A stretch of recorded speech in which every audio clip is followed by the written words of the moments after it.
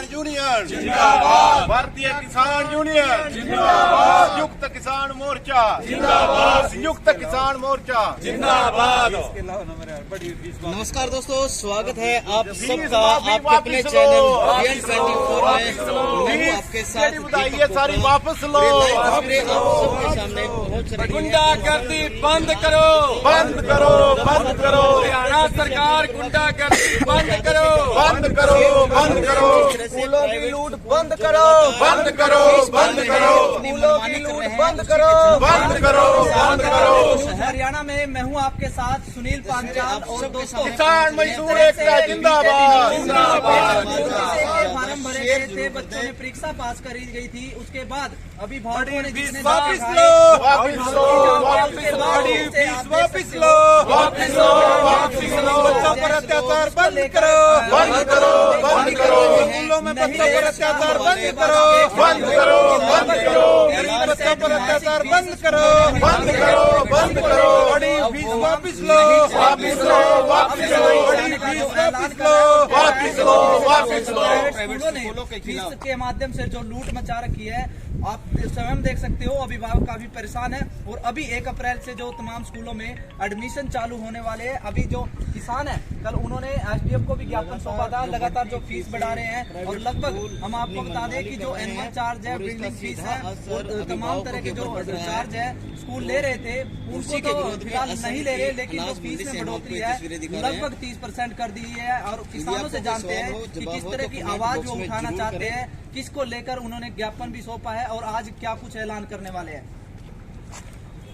हाँ जी, ऐसे सभी पहले तो भाइयों को नमस्कार हो। ऐसे जो सरकार ये रंडुआ की सरकार है, ना तो ये पढ़ने देते हैं और ना ये मेडिकल फ्री है। ये फीस जो ना कह रहे हैं अभी हम ये फीस लेने के लिए स्कूलों वाले, इनको प्राइवेट स्कूलों वाले, इनको मैं बिल्कुल चेतावनी देना चाहते हैं। अगर हमारे ये किसान के बच्चे, अपने दुकानदार के बच्चे, आम मजदूर के, खेत खलियान वाले के बच्चे हैं, पढ़ रहे हैं, उस पर ये दबाव डाल रहे हैं। हमारी 2022 तक ये कह रहे थे इनकम डबल होगी, जो तो हमारी 2022 तक इनकम डबल होगी है, फिर तो हमारे से फीस ले ले जो ये ज्यादा कर रहे हैं। तो जे नहीं हुई तो फिर बिल्कुल कोई भी फीस ना बताए।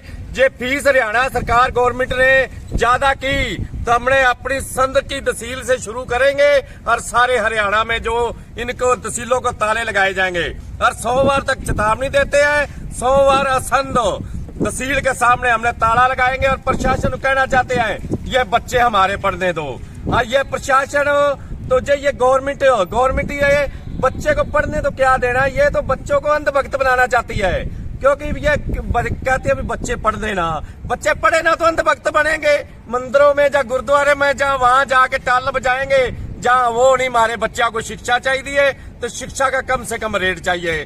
तो मैं इस सरकार को बिल्कुल, तो सर इनके जो खट्टर हो गया और इनके तो बच्चे खुद के नहीं है, तो ये हमारे बच्चों को भी नहीं पढ़ने दे रहे। इनको रंडुओं को क्या पता, बच्चों क्या स्कूल वाले इतने, ये प्राइवेट स्कूल वाले वर्दी होगी, अपनी किताब होगी, और जो हमारे ये अपने स्कूल से दे रहे हैं। क्यों ना बाजार से हम कहीं भी लेके खरीद सकते हैं। जहाँ हमारे पहला बच्चा पढ़ चुका है उसकी दोबारा किताबें वो भी नहीं लेने देते, कहते हैं नई किताबें ले आओ, नई वर्दी ले आओ।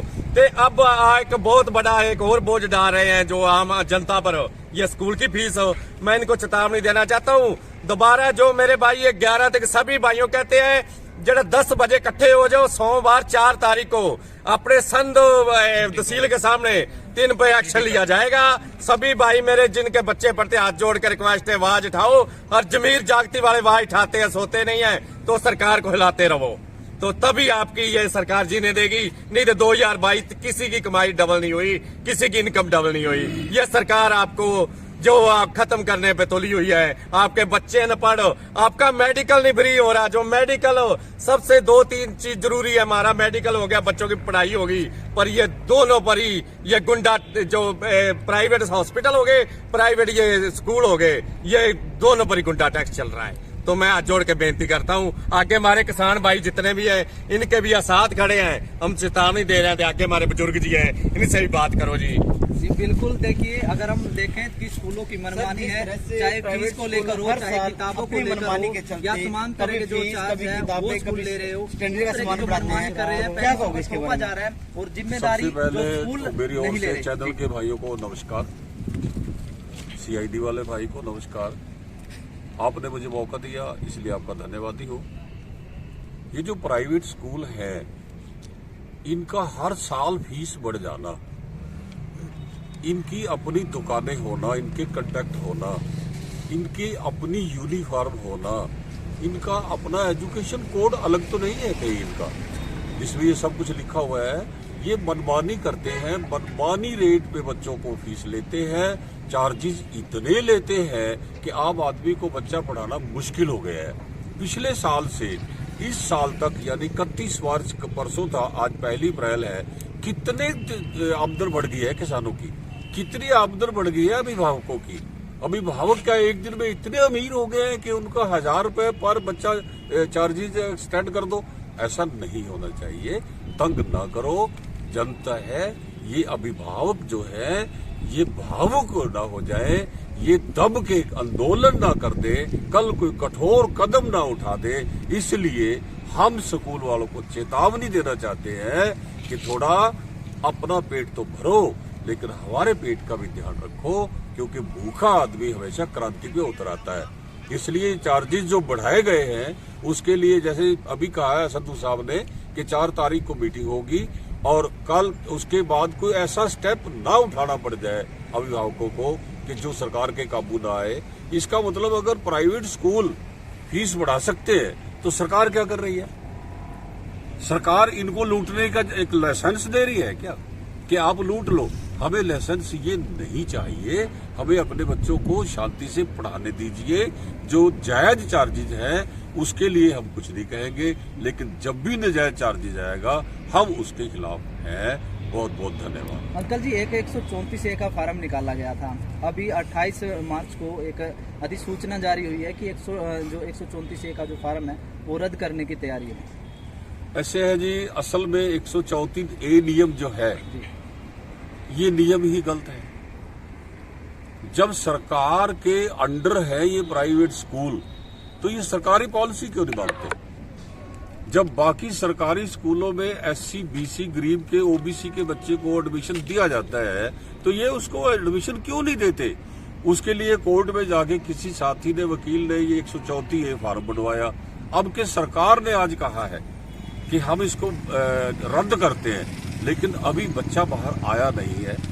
मैं देख लूंगा बच्चे को, अब जनता देखेगी ये बच्चा क्या है। ये 134 से भी खतरनाक सिद्ध होगा।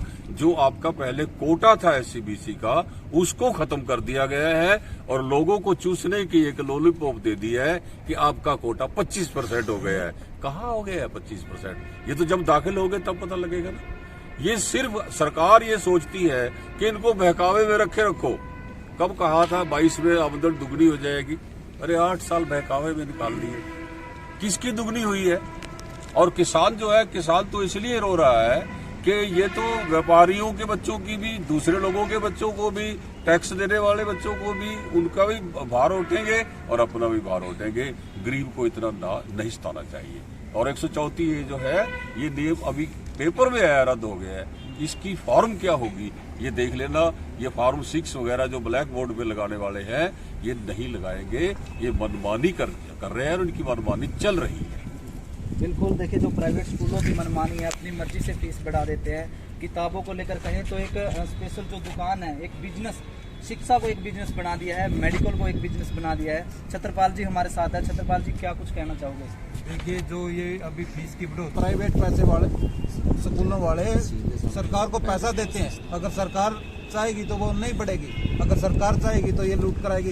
ये तो एक स्कूल होते थे, पहले बच्चे पढ़ने जाते थे, लेकिन अब ये स्कूल नहीं रह गए। अब तो ये लूट की दुकान हो गई है। अगर सोमवार तक ये अपना फरमान वापस ले लेते तो ठीक है, नहीं तो सोमवार को 11 बजे सिटी पैलेस में सभी असंध ब्लॉक के किसान, मजदूर, छोटे दुकानदार इकट्ठा होकर तहसील को ताला लगाएंगे। ये मेरी सरकार को खुली चेतावनी है। आंदोलन भी हो सकता है। अगर आंदोलन ही है, वहीं बैठेंगे हम ताला लगा के। ये आंदोलन ही है। जब तक बच्चों की फीस वापस नहीं ली जाएगी बढ़ी हुई, तब तक ही तहसील को ताला लगा रहेगा। तो हमारे साथ युवा भी हैं और किसान के साथ जुड़े भी हुए और किसान आंदोलन में बहुत ज़्यादा योगदान भी दिया है। विक्रम वल्ला जी हमारे साथ हैं। वल्ला जी क्या कुछ कहना चाहोगे? सर पहले तो आपको बहुत बहुत नमस्कार। आप यहाँ पर आए सभी मीडिया साथियों को, और देखो सरकार मन मार्गी कर रही है, और ये बच्चों को क्या शिक्षा देंगे? शिक्षा तो पहले ही कितने हजार रुपया फीस, एक परिवार के पास 4 बच्चे हैं, वो कहाँ से पढ़ा लेगा? किसान की आमदन तो 50,000 है, उसने साल में अपना खर्चा भी चलाना है, वो कहाँ से पढ़ा लेगा? 1500 से सीधी 2500 कर दी फीस। यदि सरकार को हम कुर्सी पे बिठाना भी जानते हैं तो उतारना भी जानते हैं। कभी ये ना हो कि 26 नवंबर 2020 को आंदोलन स्टार्ट हुआ था, कभी इसका भी आंदोलन ना करना पड़ जाए। ये सीधी सरकार को चेतावनी है, या तो सरकार सीधी चल जाए, नहीं तो चलानी फिर जनता को आती है। तो कहीं ना कहीं प्राइवेट स्कूलों का भी मनमानी चल रही है, चाहे किताब को लेकर हो, चाहे फीस को लेकर हो, चाहे एनुअल चार्ज को लेकर हो। पहले जब हम पढ़ा करते थे तो कहीं से भी हम बाहर से किताबें लेते थे और बाहर से वर्दी लेते थे, कहीं से भी ले लो। अब क्या कर रखा है इन्होंने, लूट की दुकान बुला ली है स्कूल को। स्कूल से ही किताबें मिलेंगी, स्कूल से ही वर्दी मिलेगी, स्कूल से ही पेन मिलेंगे, और स्कूल के जो सा पेन है ना, वो भी स्कूल का ऊपर नाम लिखा होता है, क्योंकि यह गुंडा है, ये गुंडा राज ही है। और सरकार क्या कर रही है? सरकार को सारा कुछ पता है, सारा कुछ पता है सरकार को क्या हो रहा है।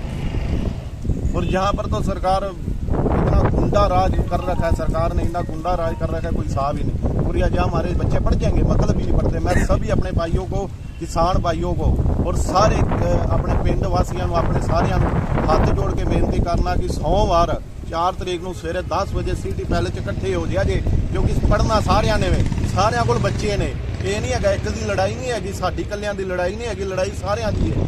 हो सके अपने 8वीं 8वीं 10वीं ਦੇ ਬੱਚਿਆਂ ਨੂੰ ਵੀ ਨਾਲ ਲੈ ਕੇ ਆਇਆ ਜੇ, ਉਹ ਵੀ ਕਿਸਾਨੀ ਝੰਡਾ ਚੁੱਕਣਗੇ, ਤਾਂ ਹੀ ਅਸੀਂ ਸਰਕਾਰ ਨੂੰ ਸਬਕ ਸਿਖਾਵਾਂਗੇ। ਨਹੀਂ ਤਾਂ ਇਹ ਤਾਂ ਕੱਲ ਨੂੰ ਸਰਕਾਰਾਂ ਤੇ ਮਨਮਾਨੀਆਂ ਇੰਨੀਆਂ ਕਰਨਗੀਆਂ। 2014 ਨੂੰ ਮੋਦੀ ਦੀ ਸਰਕਾਰ ਬਣੀ ਸੀ, ਆਂਦੇ ਹਨ ਆਮਦਨ ਡਬਲ ਕਰ ਦਾਂਗੇ 2022 ਤੱਕ। ਕੀ ਕੀਤਾ ਨੇ?